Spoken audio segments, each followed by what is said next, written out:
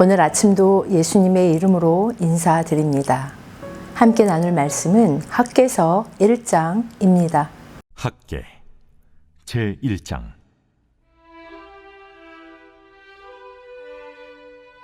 다리우 왕 제2년 6째 달, 곧 그 달 초하루에 여호와의 말씀이 선지자 학개로 말미암아 스알디엘의 아들 유다 총독 스룹바벨과 요사닥의 아들 대제사장 여호수아에게 임하니라.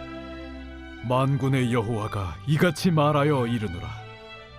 이 백성이 말하기를 여호와의 전을 건축할 시기가 이르지 아니하였다 하느니라. 여호와의 말씀이 선지자 학개에게 임하여 이르시되, 이 성전이 황폐하였거늘 너희가 이때 판벽한 집에 거주하는 것이 옳으냐? 그러므로 이제 만군의 여호와가 이같이 말하노니 너희는 너희의 행위를 살필지니라. 너희가 많이 뿌릴지라도 수확이 적으며 먹을지라도 배부르지 못하며 마실지라도 흡족하지 못하며 입어도 따뜻하지 못하며 일꾼이 삭슬 받아도 그것을 구멍 뚫어진 전대에 넣음이 되느니라. 만군의 여호와가 말하노니 너희는 자기의 행위를 살필지니라. 너희는 산에 올라가서 나무를 가져다가 성전을 건축하라. 그리하면 내가 그것으로 말미암아 기뻐하고 또 영광을 얻으리라. 여호와가 말하였느니라. 너희가 많은 것을 바랐으나 도리어 적었고 너희가 그것을 집으로 가져갔으나 내가 불어버렸느니라. 나 만군의 여호와가 말하노라. 이것이 무슨 까닭이냐? 내 집은 황폐하였으되 너희는 각각 자기 집을 짓기 위하여 빨랐음이라. 그러므로 너희로 말미암아 하늘은 이슬을 그쳤고 땅은 산물을 그쳤으며 내가 이 땅과 산과 곡물과 새 포도주와 기름과 땅의 모든 소산과 사람과 가축과 손으로 수고하는 모든 일에 한제를 들게 하였느니라. 스알디엘의 아들 스룹바벨과 여호사닥의 아들 대제사장 여호수아와 남은 모든 백성이 그들의 하나님 여호와의 목소리와 선지자 학개의 말을 들었으니 이는 그들의 하나님 여호와께서 그를 보내셨습니다. 백성이 다 여호와를 경외하며 그때 여호와의 사자 학개가 여호와의 위임을 받아 백성에게 말하여 이르되, 여호와가 말하노니 내가 너희와 함께 하노라. 여호와께서 스알디엘의 아들 유다 총독 스룹바벨의 마음과 여호사닥의 아들 대제사장 여호수아의 마음과 남은 모든 백성의 마음을 감동시키시매 그들이 와서 만군의 여호와 그들의 하나님의 전 공사를 하였으니 그때는 다리우 왕 제2년 6째 달 24일이었더라. 학개의 이름은 절기와 관련된 자 또는 축제의 사람으로 해석됩니다. 이는 이스라엘의 절기, 특히 초막절과 같은 회복과 기쁨의 시기와 연결됩니다. 학개 선지자의 사역은 하나님의 임재가 회복되는 예배와 성전 중심의 신앙 회복을 촉구했기에 그의 이름은 메시지와 맞닿아 있습니다. 즉, 학개는 단순한 이름을 넘어서 하나님의 기쁨과 절기의 회복을 상징합니다. 예루살렘이 주전 586년 바벨론에 의해 함락된 후 시간이 흘러 근동의 지배자가 바벨론에서 페르시아로 바뀌었습니다. 학개서의 배경은 바사, 즉 페르시아의 고레스 왕이 등극하고 유다 백성들이 예루살렘으로 귀환할 수 있는 조서를 내렸던 주전 538년경입니다. 스룹바벨의 주도로 약 50년 만에 예루살렘으로 돌아온 5만여 명의 사람들은 감격 속에서 회파된 성전을 다시 세우기 시작합니다. 그때 사마리아인들이 찾아와서 성전 재건에 동참을 요청합니다. 하지만 스룹바벨과 지도자들은 그 제안을 거절했습니다. 사마리아는 이미 아수르의 혼혈 정책으로 이방인의 피가 섞였고 그리심산에 그들의 성전을 만들어 제사를 드리며 우상 숭배에 만연했기 때문입니다. 거절당한 사마리아인들은 성전 재건을 집요하게 방해했고 백성들은 점차 성전 재건에 대해 무관심하게 되었습니다. 결국 사람들은 자기 집을 짓는 데만 열중했고 여호와의 성전은 폐허 상태로 방치했습니다. 이렇게 성전 재건은 16년간 중단되었고 바로 그때 학개 선지자가 하나님의 말씀을 선포하고 있는 것입니다. 성도님들은 지금 무엇을 가장 중요하게 여기며 살고 계시나요? 하나님은 오늘 학개서를 통하여 우리에게 거룩한 질문을 한 가지 던지십니다. 5절 말씀입니다. 이제 만군의 여호와가 이같이 말하노니 너희는 너희의 행위를 살필지니라. 이 말씀을 히브리어로 직역하면 이렇게 표현할 수 있습니다. 너희의 길을 마음에 깊이 두어 살펴보라. 바벨론 포로에서 돌아온 지 16년이 흘렀습니다. 그들은 성전 재건을 시작했지만 중단되었고 2절에서 이렇게 말합니다. 이 백성이 말하기를 여호와의 전을 건축할 시기가 이르지 아니하였다. 그들은 아직 때가 오지 않았다고 합니다.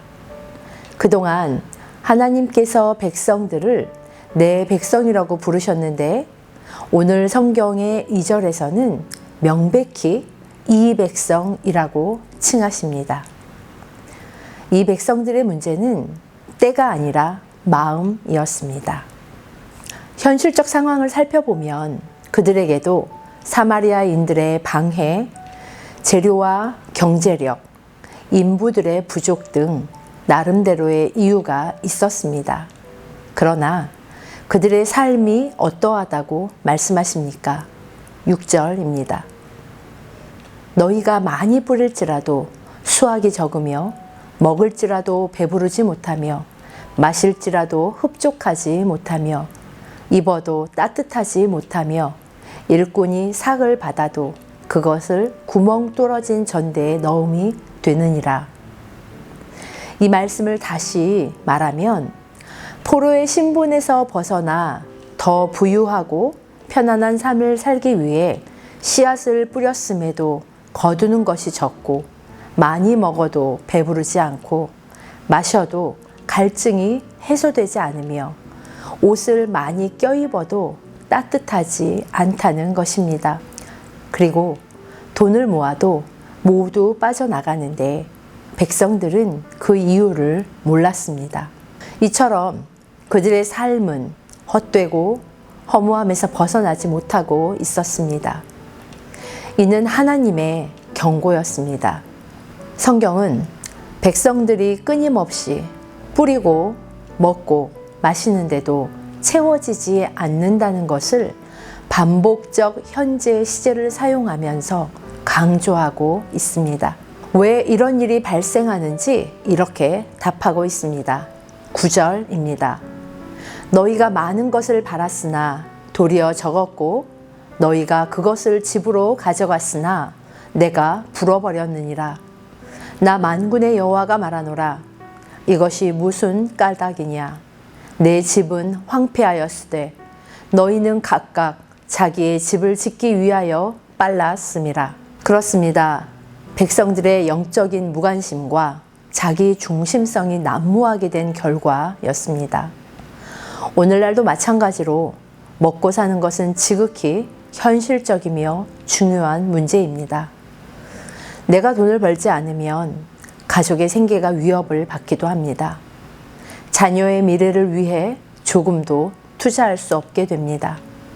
그래서 하루하루를 버티고 견디는 일상의 삶에 적응되었지만 어느새 하나님을 향한 시선은 놓치고 말았습니다.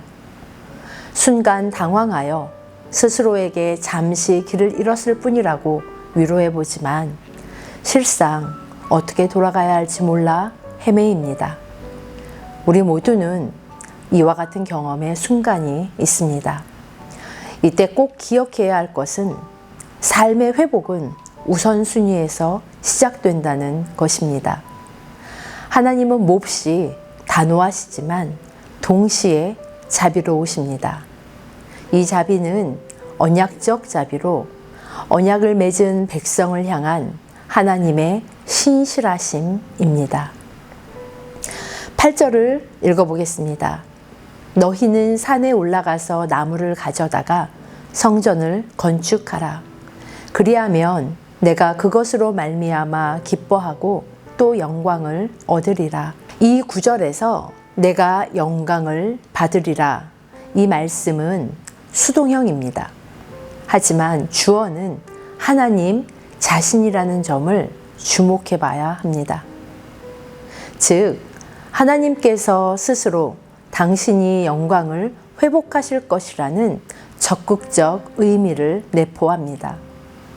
그 회복하실 하나님의 영광은 산에 올라가 나무를 가져다가 성전을 건축하라는 말씀에 순종함을 통하여 이루어집니다. 우리는 종종 우리들의 회복에만 관심과 초점을 둡니다. 그러나 본문은 순종을 통한 예배의 회복, 성전 재건은 하나님의 영광이 회복되는 것과 직결된다고 말합니다. 이로 인한 하나님의 반응은 기쁨입니다. 그러니까 8절은 단순한 명령이 아니라 하나님의 감정과 반응이 포함된 초대입니다. 하나님의 영광이라는 표현은 당연하고 우리에게 익숙합니다. 하지만 하나님 영광의 회복이라는 말은 어쩌면 생각하지 못할 수 있습니다. 왜냐하면 언제나 내가 먼저이고 내가 중요하기 때문입니다. 성경은 우리가 당연하다고 생각하는 시선을 뒤집어 버립니다. 12절의 반응은 이렇습니다. 그들이 하나님 여호와의 목소리와 선지자 학개의 말을 들었으니 순종으로 회복의 첫걸음을 내딛습니다. 이에 하나님께서 이렇게 선언하십니다. 13절 하반절입니다. 내가 너희와 함께 하노라. 이 말씀이 들리십니까? 나는 지금 여기에 너희와 함께 있다. 오늘도 동일하게 말씀하시는 하나님께 우리가 드릴 반응은 무너진 예배와 헌신을 세우는 것입니다. 14절을 통해 여호와께서 그들의 마음을 감동시키셔서 만군의 여호와 그들의 하나님의 전 공사가 시작되었다고 증거합니다. 백성들의 순종과 헌신은 하나님 영광의 회복으로 이어진다는 사실과 하나님은 수동적으로 영광을 받기만 하는 분이 아니라 직접 당신의 이름을 위해 행동하시고 우리의 순종을 통해 그 영광을 드러내신다는 것을 잊지 않는 은혜가 임하기를 바랍니다.